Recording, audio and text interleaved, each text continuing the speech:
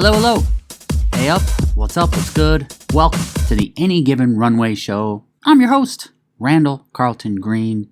Any Given Runway celebrates the exploration of new cultures by highlighting some of the most artistic, athletic, tenacious, basically unique and interesting people in the world. Everyone has a story, each person a scholar. Welcome to Season 3, as we continue to seek out some of the most unforgettable humans, some of the most memorable stories. In the first 2 seasons, the show featured guests from over 60 different countries, and we'll continue down that path because it is imperative that we cherish the differences, and we can only do that by getting out and journeying into unknown frontiers, whether it be physically or simply through conversation, sharing lovely experiences and saluting the tenacious and resilient guests. Brilliant episode for you today, as we have a wonderfully talented musician, American singer from Los Angeles, Nicole Rose Carson joins the show. Gosh, we've had a lot of great singers and performers on lately, and today's guest keeps that vibe going. Originally from the Bay Area, Nicole was opera trained before moving to LA in 2005 on a vocal scholarship. She graduated from Musicians Institute and began performing with multiple bands. Nicole classifies herself as a hard rock metal singer and screamer, and she also works as an event producer in the entertainment industry.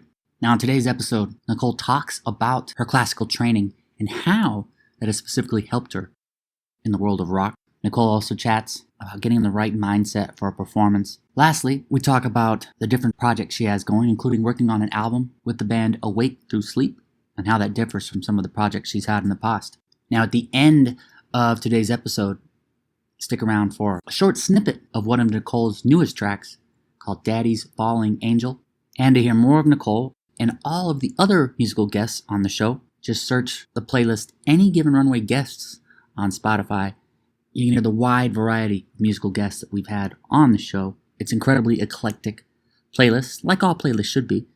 And there are some tremendously talented musicians on there. All right, let's get to it. Excited for you guys to meet her. So let's go ahead and bring on professional vocalist and live performer, Nicole Rose Carson, and let's learn. I gotta say, of the nearly 500 episodes we've had, we're coming up on episode 500, you have the most feng shui, just nice, minimalistic, like background, but very, very aesthetically pleasing at the same time. I feel very comfortable. It's not overwhelming. It's a great background. Oh, thanks. Yeah, my little office. I was like, well, I'm going to be working from home. I'm going to need to make myself an office. I like the door. Or is it a door or is that a window? Oh, that's my closet. It's a fantastic closet door. It's a closet. And like, I haven't been able to put it. I have a bunch of like music stuff I want to put on the wall. I just haven't had, I don't know. I like the minimalistic. I like the minimal. I don't know. I don't know if it needs anything else. Yeah. Well, there's a wall on this side that's like a big wall that you can't see, but it's like blank. And that drives me nuts. I got to put something on there. Okay. I actually have a really cool music. The guy, my framing guy, he's making this like, basically I gave him like, so I had, when I was a kid, I used to save all my stubs. So it was like my stubs, my set list, my all access passes, my drumsticks I would catch, right? All this stuff. And I gave it to my framing guy and I was like, make something cool. Like make something I can hang up. So basically he's taking a year. It's going to take him a year, but he's like he's putting little backings on all the tickets. There's probably like hundreds of them, stubs.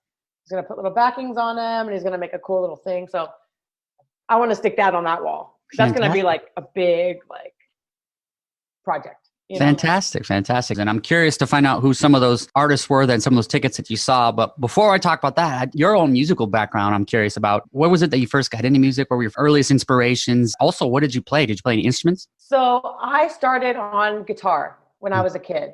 So basically like what happened was my parents, they put me in choir, right? It all starts with choir. So I was in choir. I think I started in like first grade choir. I mean, I was young, but I loved singing. I loved being around people. I loved being the center of attention, I said, which is not surprising because like, that's just, I'm a loud center of attention type of person now, but I like to be center of attention. So they put me in choir. And then, my dad would listen, like he was very much into like Rolling Stones, Beach Boys, Pat Benatar. He used to play a lot of like, Zeppelin. So it was like kind of a lot of rock, beach rock, classic rock stuff. And so he kind of grew up, like I grew up listening to a lot of that. around my dad. And my dad's side of the family is very musical. So like my great grandma was like an opera singer. My grandpa, who passed away, he was a concert pianist and an artist, right? So like a lot of music in my family. But I used to like just kind of walk around singing like Mickey Mouse Club pop music, honestly. Like I was a kid. I was in that little Britney Spears era, right? And the pop music. And I'd literally walk around my house singing, just singing songs or rock songs my dad would play. And my parents were like, okay, there might be something going on here. So they were like, well, let's have her learn guitar. So my dad bought me, it was like a purple Fender Stratocaster. And I put a ton of stickers on it because I was into like that pop punk emo rock back in the day. Of course. Like Blink-182 was like the first song I ever learned on guitar. Okay. And like people laugh at me, but I'm like, no, I was like old school Blink. I mean, we're talking like Cheshire Cat, Buddha, like the first album. I think Eminem. Or Eminem's. That's my favorite song on that one. Yeah. Eminem. Yeah. So like that's what I grew up listening to. Was like a lot of that pop punk, pop rock stuff. Yeah. But yeah, I played guitar, and then from guitar I went into piano, and I had a piano teacher. He'd come like twice a week. I was in guitar lessons once a week.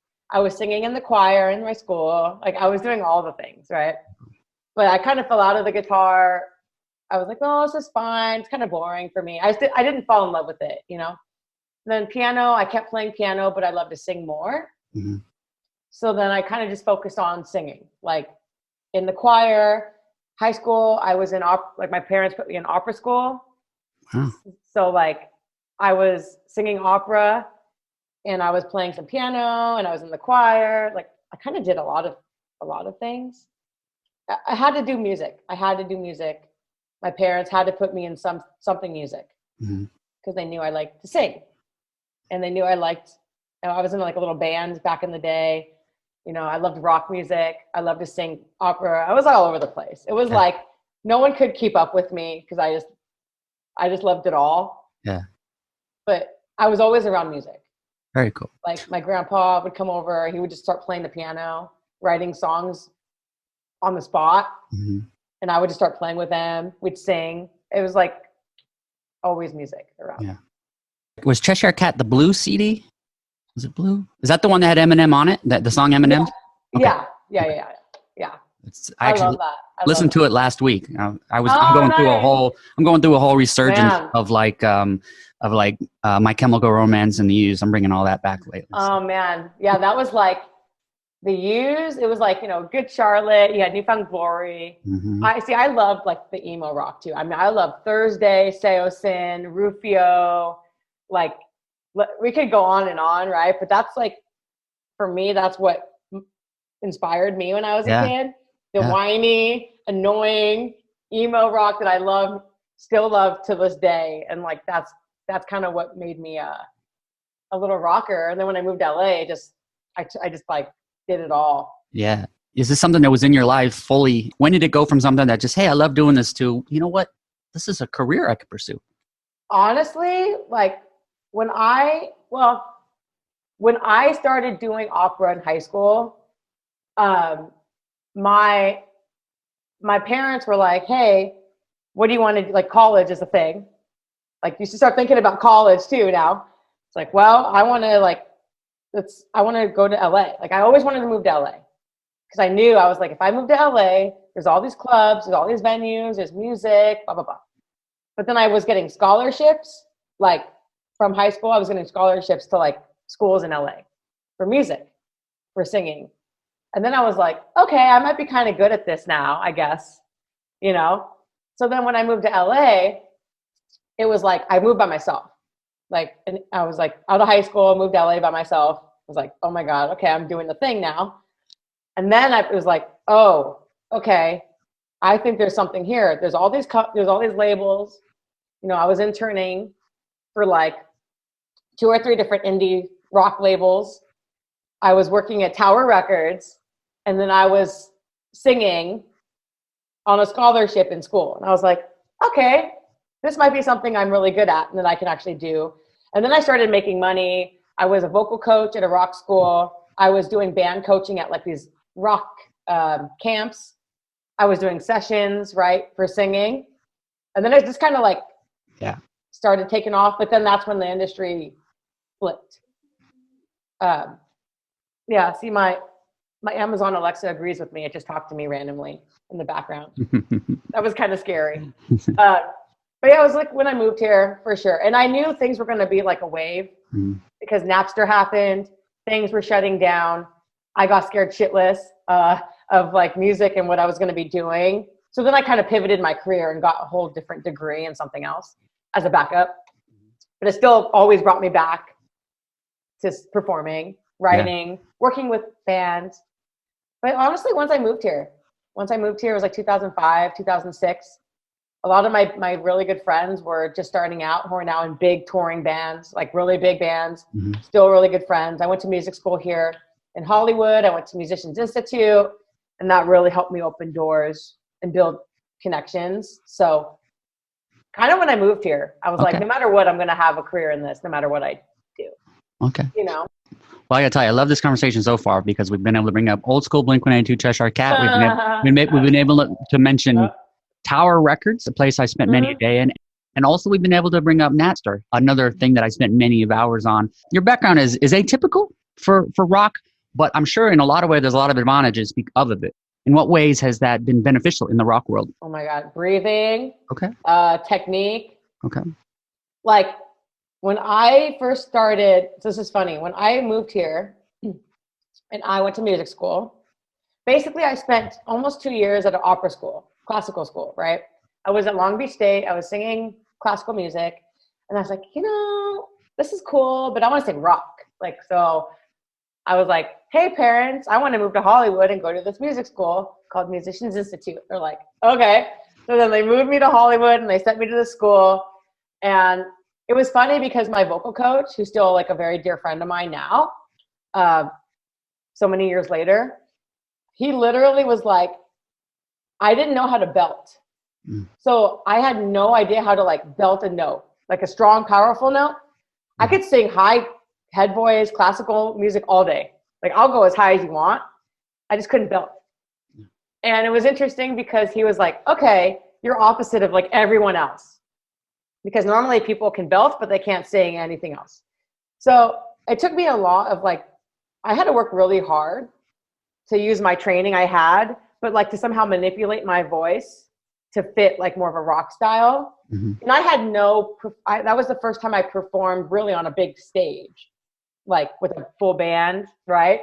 Because I'd performed in like these little whatever, sessions are different. You're in a studio. It's just different. So, but the technique is there. The breathing is there. Like posture is always there.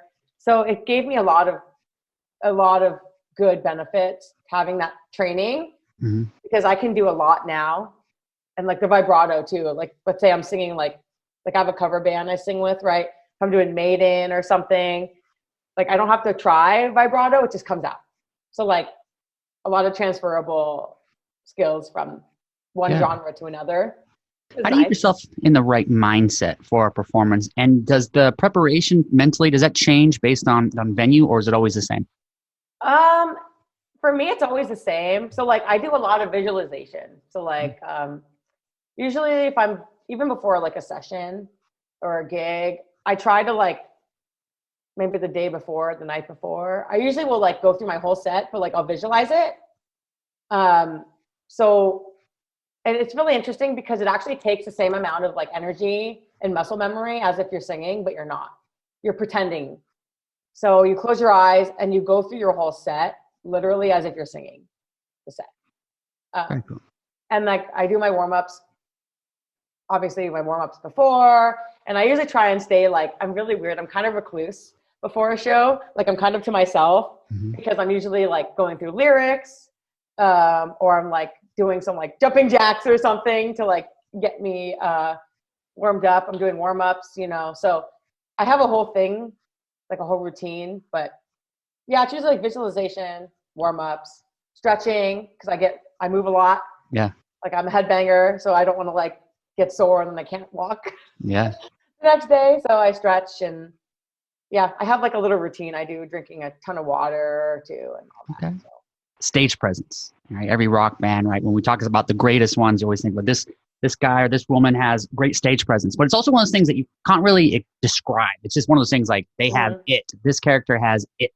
And we don't really know how to describe it. So when you're trying to have that presence, that it factor, how are you developing that? What are ways, tools that you're using to have stage presence that is unforgettable?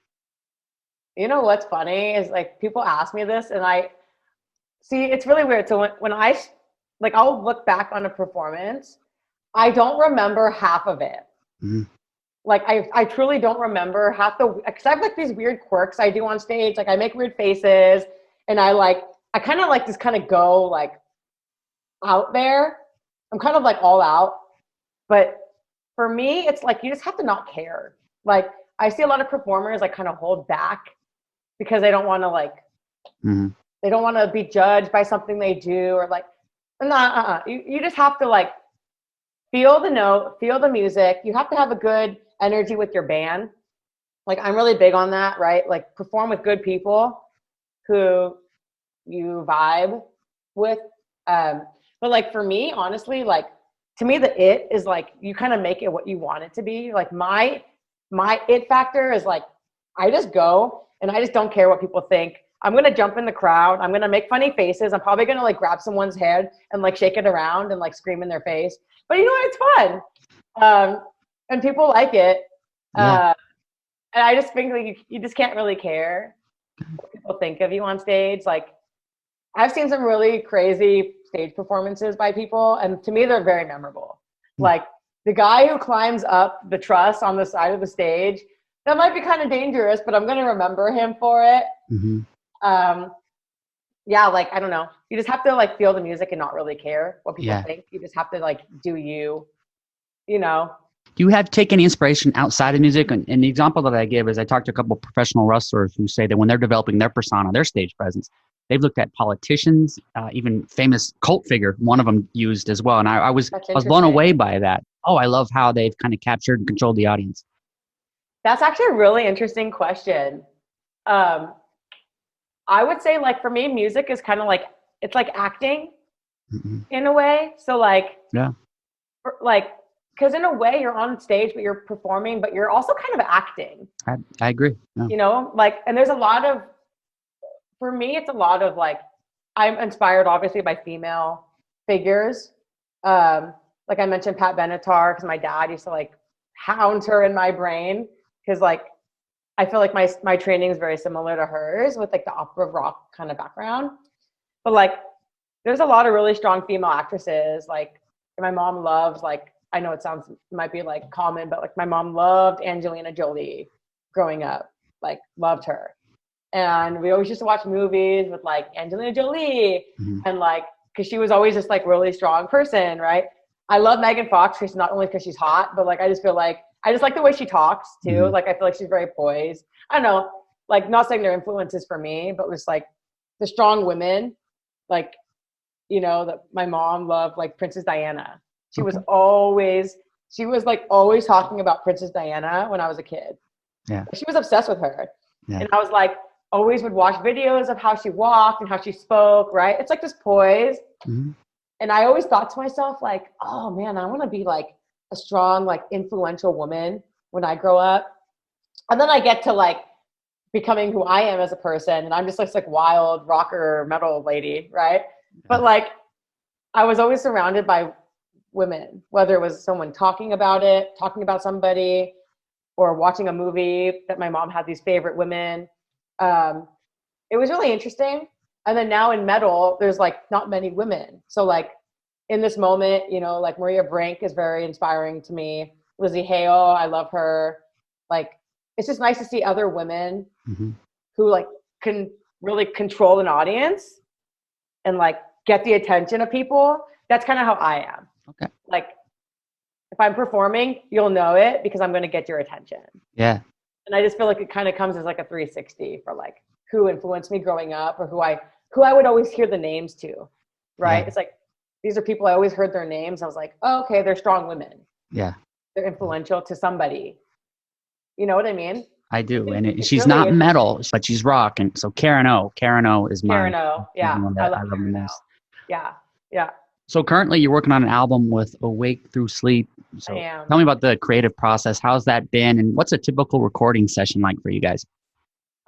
It's been a long process. Mhm. So basically, Awake Through Sleep started during COVID. Mhm. My friend Jason, we performed a lot together, and I met him through Musicians Institute. And I kind of just went up to him one day, and I was like, "Hey, I really want to start a new metal project. I've always wanted to. This was like a good time to do it. Do you have any music already written? What do you got?" And he ended up pulling out like all these songs that he kind of wrote like back in the day. Like we're talking, think of like old school Killswitch Engage, old school Avenged, thrashy, but like progressive. Mhm. Between the Buried and Me is his favorite band. So like that kind of like mishmash of like those influences together. And we just ended up like making a band. Honestly, it kind of happened fast. I was like, okay, let's pick a name, got our logo done, started writing lyrics, started, getting songs done, right? I have a keyboard player that I knew. We brought him in. He started writing all these parts to all these songs. And we kind of had we had a solid 10 songs that we now are finishing. Like currently I'm getting all the vocals done, trying to finish those. It's a process because like for me, it's been really difficult with COVID. Mental health was a big thing for me. So a lot of the songs were like written about mental health, feeling a little bit uncertain in here, like where's the world going? What's the industry coming to? Feeling hopeless, but then like kind of rising up from that hopelessness. So a lot of it's like a theme of that kind of a theme. Right now, I think I have only like maybe 4 songs left to finish vocals for. It's an interesting process because like we usually come up with a plan before. So like if we're going in the studio to record vocals, like I have a session on Saturday, but I already know what I'm doing on Saturday. So I'm preparing this week of like remembering my parts, working on my parts, like, practicing a lot. So that when we go in, it's like this collaboration between Jason, myself, and our engineer, who are, a good friend of mine. And then it's just like, it's fun. Sessions are fun, like we kind of like, we mess around, we'll joke around. But like, he's also that guy that's like, if I'm that much off of a note, he makes me do it 20, 30 times until I get the note, Yeah. So it's a lot of work recording for me because I could be doing screaming, which I can't usually do screaming recording for more than 2 hours, 3 hours. Or I could be doing singing because the songs are both. It's like 80% screaming, 20% singing. So it's coming in with a plan, recording. We usually get multiple takes of like every part. It's a lot. It's a lot of work. People don't know how much work goes into like a session, but it's all about preparation. Tea, rest, water, warming up. I try and post little snippets of videos here and there because I think it's fun for people to see because they're like, you can't really sound like that. I'm like, okay, well, listen to this video. And then it's like, oh, okay, she actually does know how to like scream on key and on cue, There was a word that you said that really stayed with me, and that was uncertainty. So in times of uncertainty, what do you do? It doesn't even have to be music related. When you don't know the answer and there's the frustration that comes with it, what do you do? What do you turn to? Oh man, I don't like that feeling either because I'm very like in control of what I'm doing. Like for me, I try and just like you have to build your own path, right? So I didn't know if music was coming back. I was laid off from a job in events, right? So I was doing events my full-time job is like a production manager, right? So in events. So I got laid off from a job. I couldn't perform music. I had no outlet. And for me, it was like, okay, I can either sit here and be really depressed and not knowing what's happening, or I can try and at least build a path. So then I started this band. And then I started to at least write and get things out that I was holding in with the music, right? And I relied on my friends, my family. Everyone was very scared about everything going on, right? But I was like, you know what? No, F it. I'm going to like try and like build my path.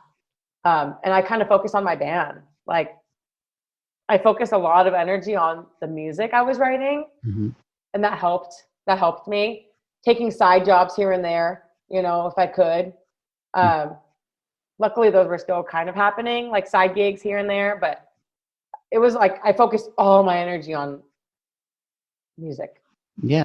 That's like all I could do because I had no other outlet. And that was hard. Like I'm a performer, so having to like get myself in the studio more than I was used to was like hard for me. Like it took practice. Yeah. Because I'm used to like performing. Recording. With all that, I love that you use this as an opportunity to be more creative and you kind of double down on your own skills. What do you feel is the biggest life lesson that you learned from the last 18 months? Man, I always tell people this, like, and I know this is very cliche, but I'm like a firm believer in like, you literally have, like, you only live once. Like, stop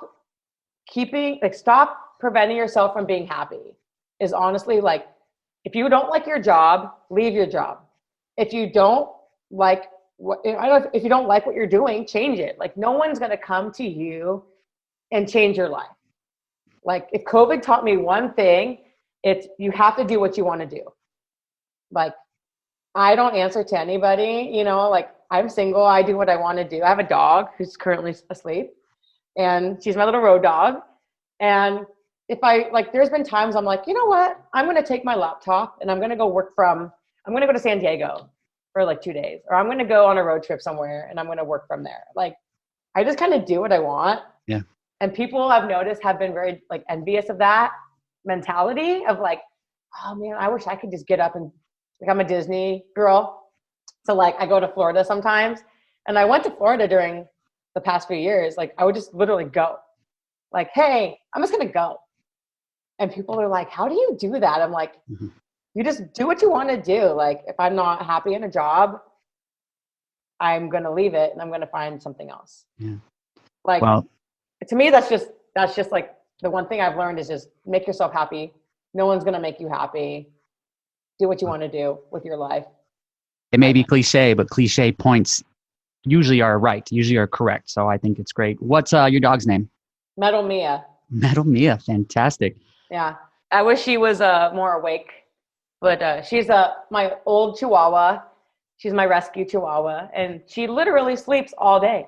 It's great. She's the most non-Chihuahua you'll ever meet, but she's my little road dog. I got her actually during COVID, during lockdown, and like, I don't know what I would do without her. I mean, she's my baby. Yeah. Well, thank you for rescuing her. I've been curious about this ever since we started chatting today. About those concert tickets. So let's go back. Let's go back. Yeah. First concert you ever attended was what? You're gonna laugh. I imagine it's gonna be one that you went with your family, and so it was with my dad. Okay. So people laugh at me because they expect it to be like some rock concert. Ooh, Beach Boys. Is it Beach Boys? No. So So I'll say this. I'll preface this. I was a teeny bopper when I was a kid. Like we're talking like middle school. I was young. Fair enough. Yeah. Elementary school. No. I was in like I was young, like elementary school. And I was a teeny bopper. I loved the Backstreet Boys. Okay. I was one of those kids, those crazy, it didn't last very long. It was like a phase. My first concert ever with my dad was the Backstreet Boys. Okay. And I have no shame in saying that because after that, all I did was go to Warped Tour, and I went to Ozfest, and I went to like I think my next show after that was like Linkin Park, POD, Puddle of Mud, System of a Down, and that was with my mom. And I remember we were sitting at the top level of the arena in San Jose, and the mosh pit was like a wave. It was like, you know, like this crazy mosh pits. And I go, Mom, I want to go down there. And she goes, Nope. Yeah. But like my parents were really, really cool. Like they were the parents that would drop me off at Shoreline Amphitheater, which is a amphitheater up in the Bay Area where I grew up. They would drop me off at like I mentioned, Warped Tour, or we had this festival called BFD, and that was like Atari's, Papa Roach and stuff, you know. they would drop me off and say, okay, we'll see you later. Yeah. Like, we'll pick you up in 8 hours. Yeah. And I would just be in my little Atticus t-shirt with my red hair and my DC shoes and my Dickies and whatever. And I was this little kid going in the crowds. Like, it was funny because I had this like pop phase, and then it kind of died away. And then I was going to like all these rock concerts. It was just funny. I was a weird kid, man. It was like, my mom was like, you went from like loving this like pop, you had this like pop phase, you know, then all of a sudden you were into like punk rock. And then it was like, everything was punk, metal. It was such a funny thing. Like, I would have like my emo phase where I dress in all black, which I still do, clearly. And I would be like, you know, in my like System of a Down oversized t-shirt with like my red streaks in my hair, like in my black lipstick. It was like such a thing. I was like such a weird kid. Fantastic. Show that you've attended in person that is your all-time favorite? That's a hard question. It's hard when you've been to so many concerts, because I've been to those club shows, like small club size shows that like I remember. But then I've been to like festivals. Yeah. Like the Warped Tour. Yeah. Oh yeah. I mean, Warped Tours for me growing up were a big deal. Yeah. Because that's when Yellow Card. I love, like I mentioned, I love that kind of music. I love NFG, growing up. I love Simple Plan. I loved MXPX. I still do all these, I would say for me, so I'm a huge Maiden fan. Like, for me, people used to call me like a female version of Bruce Dickinson because I have like a powerful vibrato heavy voice. And probably when I got to work Maiden, so I actually did production for a Maiden concert, and not only working with this artist I loved since I was like, for a long, long time, like that's very inspiring to me as an artist, but like working that show with the artist and then seeing it come together, that was like really special. And I got to obviously watch the concert because I was the one in charge of. How about historical show that you did not attend, but will be top of your list if you could visit and go back? I really want, so I don't know if you've seen Rammstein's most current production. Not their current one, but I did listen to Du Hast last week. I'll say that. Yeah, so I'm not the biggest Rammstein fan in terms of all, like I love all music. I like Rammstein, but their production on their shows, I would love to see that show live, because if you Googled right now Rammstein production, it's the stage is like, I can't even tell you how many LEDs. It's just, as a production person, someone that like actually does production for big events, it makes you go, oh. Yeah. And like the fire, the pyro elements, the LED elements, it's like a 360 stage. It's a humongous touring stage. Right. And it's probably one of the most amazing stages I've seen in a long time. Awesome. So I would love to see that show in person. Awesome. I've seen Metallica. I've seen all those big, I've seen Slayer. I've seen all the big, I want to see this show. Yeah. Rammstein's show. Metallica was the only one I ever went to where the pyro and the LED and everything was too bright. I had to look away, and I was not even in the front. I was pretty close towards the back. Wow. It was so bright, and you could feel the heat off while they were performing one. That is probably my all-time favorite. That's cool. Yeah, Metallica's great live. I mean, man. I can't even count how many shows I've either been to or like worked. Yeah. I mean, I love bands like, Rise Against. I got to work Rise Against. I love those guys. I mentioned Maiden. My first concert I opened a stadium here in LA, and the first concert we did was Wango Tango. Mm-hmm. That was different for me because it was pop. Yeah. But I got to work with Marshmello, who's really dope. And then we kind of went into like more metal. Mm-hmm. Like we did some metal shows. It was fun, like they're all different. They're all different, but they're fun. Yeah. I saw Rush, with the full band before he died. So that was really special. I love Rush. So I got to see Rush. God, there's so many. Stones, I got to see the Stones with my dad. There's too many. There's too many shows, man. I go to too many shows too. They're not a thing is going to too many shows. That's and it's like I used to work for these bands back in the day, like these indie labels. And so recently I got to go see a bunch of bands I used to work with There's a record label called Tooth and Nail Records. There's a label called Victory Records. There's Militia Group. It's like all these smaller labels, but all these bands that were on those labels are now coming back and doing these like anniversary tours. And so I got to see May. I got to see Armor for Sleep, which is this other band I used to like do some stuff with. It's like, and they're small, Troubadour type of, they're small venues, but like these bands I've known since, 2006, 2005.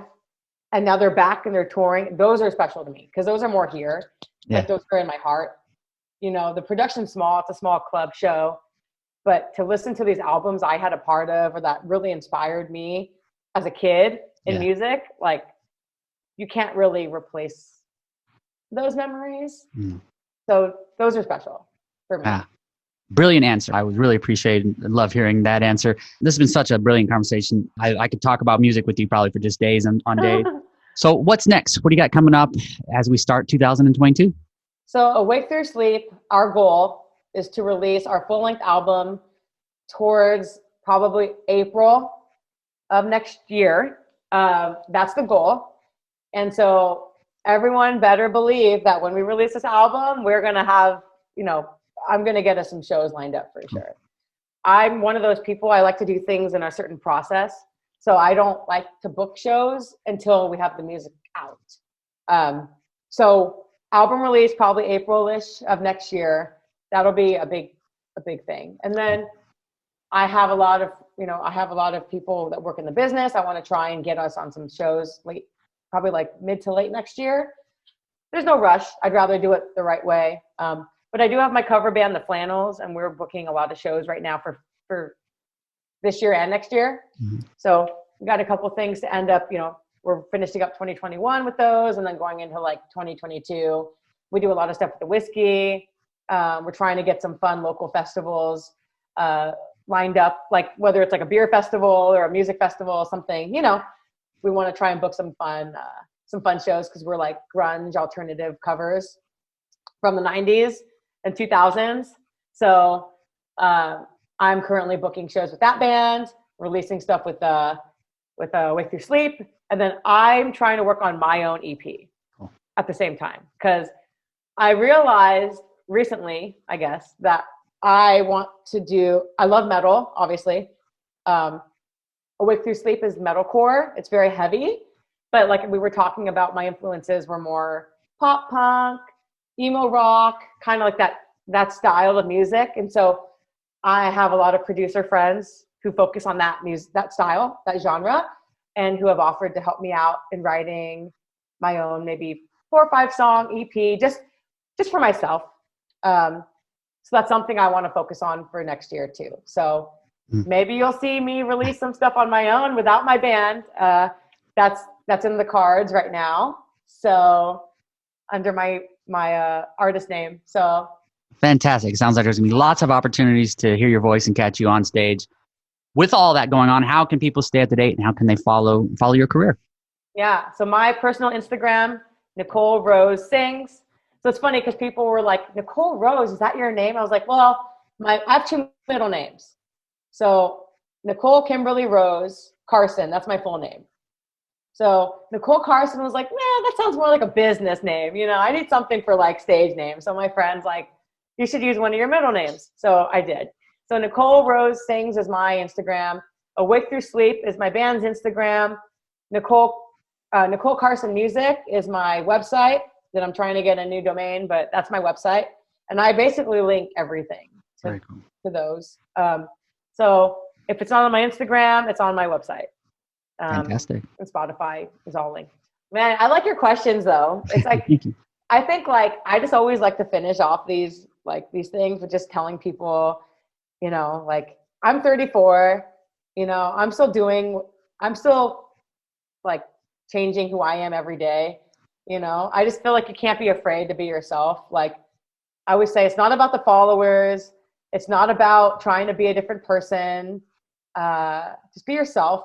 Like I'm always who I am all the time, even if I'm doing a production with work or if I'm doing business with a band. Because I do a lot of consulting with bands. So I do artist management.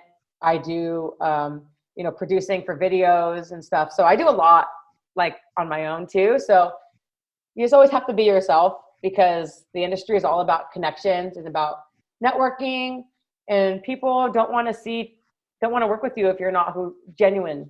Like, just be genuine, be yourself. I always like to say that to people, because I like how you said that you're always changing, because we're not meant to stay the same. When someone says to you, hey, you've changed, you're like, good, thanks. Yeah, like that's kind of how I am. It's like I mentioned, life's too short. Mm-hmm. Like, just, you have to ebb and flow with life.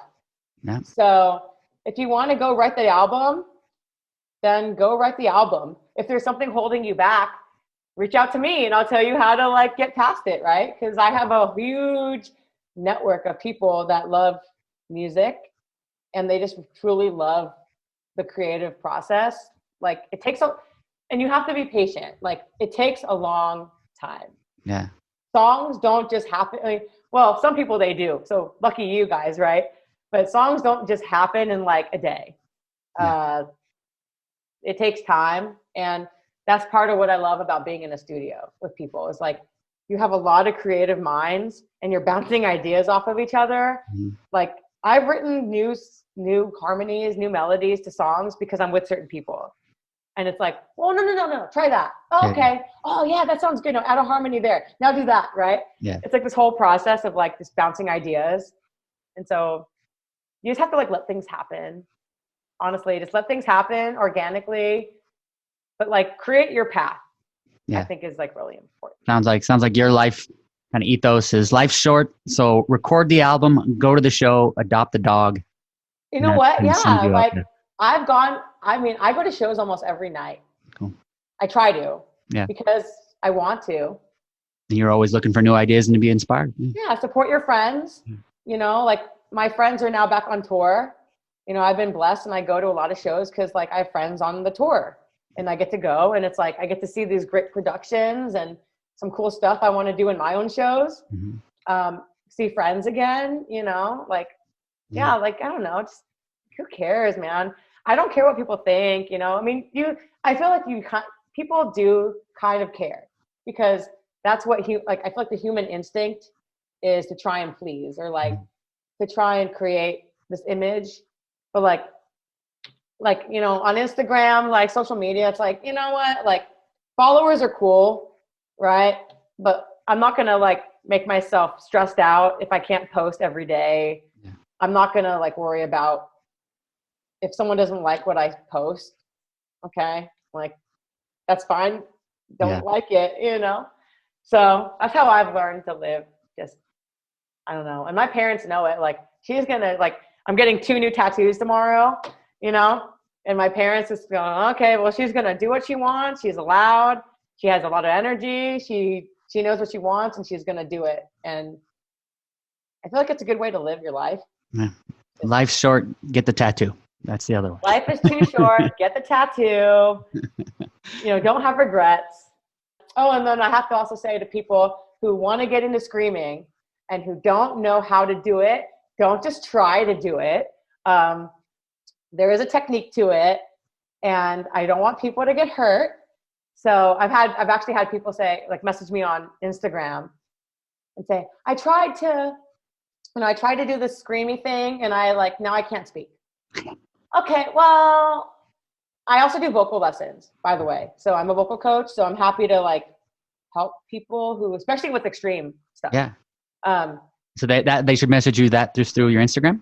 They can email me so they can DM me, they can email me. On my website, it has a link to email me. Okay. My website's linked to my Instagram. I guess Instagram's a good place to start.